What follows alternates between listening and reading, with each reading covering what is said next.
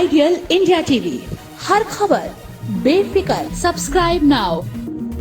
UP के मुरादाबाद की रहने वाली छात्रा यूक्रेन से बमुश्किल आखिर अपने वतन अपने घर वापस आ ही गई। खुद बदतर हालातों की दास्तां मुरादाबाद की शिवांगी गुप्ता ने बयां की। हालात खराब होने के बाद 22 फरवरी को ही शिवांगी वापस भारत आ गई थी।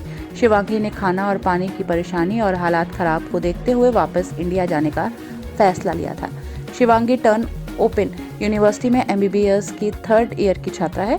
शिवांगी के अनुसार यूक्रेन में फंसी अन्य छात्राओं से उनकी रोज बात हो रही है। वो सभी बेसमेंट में रह रहे हैं और उनके पास खाना और पानी तक पर्याप्त मात्रा में नहीं बचा है।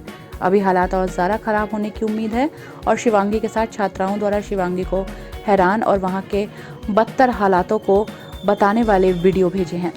वीडियो में साफ देखा जा रहा है कि किस तरह से छात्र छात्राएं बड़ी संख्या में जान बचाने के लिए ज़मीनी बंकरों में छुपे हुए हैं।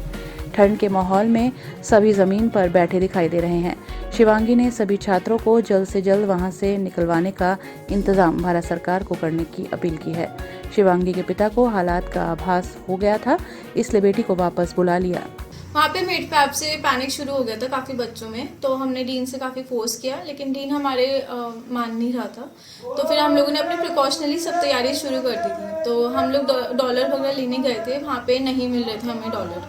तो करीब मैंने अपने $600 लेने के लिए 4 से 5 घंटे वहाँ पे बिताए, जिससे मुझे डॉलर मिल जाए। और अब जो मेरे फ्रेंड्स वहाँ पे अटके हुए हैं, उनके पास कोई भी डॉलर नहीं है और उन्हें ग्रेवेंस की जो वहाँ पे लोकल करेंसी है उसमें भी दिक्कत आ रही है।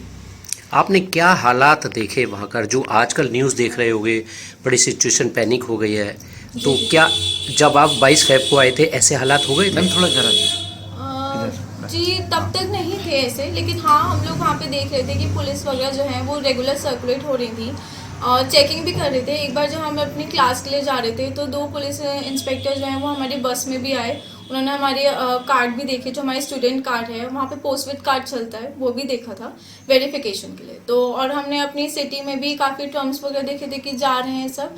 बट हाँ 22 फरवरी तक ऐसा कोई भी पैनिक नहीं था वहाँ पे मेजरली। जब इतना पैनिक नहीं था तो कैसे वापसी हुई आपकी, क्यों हुई फिर? मैं और मेरी फ्रेंड एक आस्था, हम दोनों साथ में आए। वो भी इस वजह से आए क्योंकि हमें नहीं लग रहा था कि अब सिचुएशन स्टेबल होने वाली है। क्योंकि भले ही यूक्रेनियंस बोल रहे थे कि 8 साल से चल रहा है, कुछ नहीं होगा कुछ नहीं होगा, बट इन 8 सालों में ये पहली बार हुआ था कि डिफरेंट कंट्रीज ने अपने सिटीजन्स को वापस बुलाया। तो इसी चक्कर में कि हमें अपनी लाइफ ज़्यादा है। और दूसरा, हम एम्बेसी की बात मान रहे थे। हमने काफ़ी बार अप्रोच किया एम्बेसी से कि सर हमें क्या करना चाहिए। तो उन्होंने बोला कि अगर आपको लगता है कि आप चले जाएं तो आप चले जाइए, हमारी भी पर्सनल एडवाइस है कि आप लोग यहाँ से निकल जाएं। लेकिन कुछ बच्चे जो थे वो यूनिवर्सिटी के मान रहे थे, इसलिए वो वहाँ पे रुके और अब वो एक क्लास फंसे। वहाँ पे इस टाइम सब लोग बेसमेंट में हैं, फूडिंग की दिक्कत हो रही है और बच्चे घबराए हुए हैं। वो बोल रहे हैं कि हमें जल्द से जल्द यहाँ से निकाला जाए, क्योंकि जाहिर सी बात है क्योंकि अभी डीन और रेक्टर जो हमारी बिल्डिंग के हैं, जो हमारी यूनिवर्सिटी के हेड है, वो भी ज़्यादा रिस्पॉन्स अब नहीं कर रहे।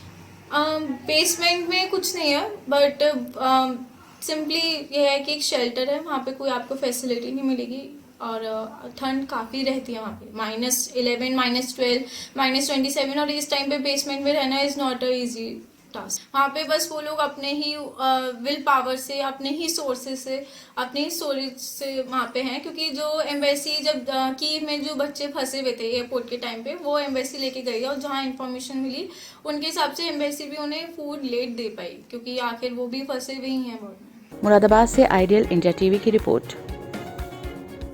आइडियल इंडिया टीवी, हर खबर बेफिक्र। Subscribe now.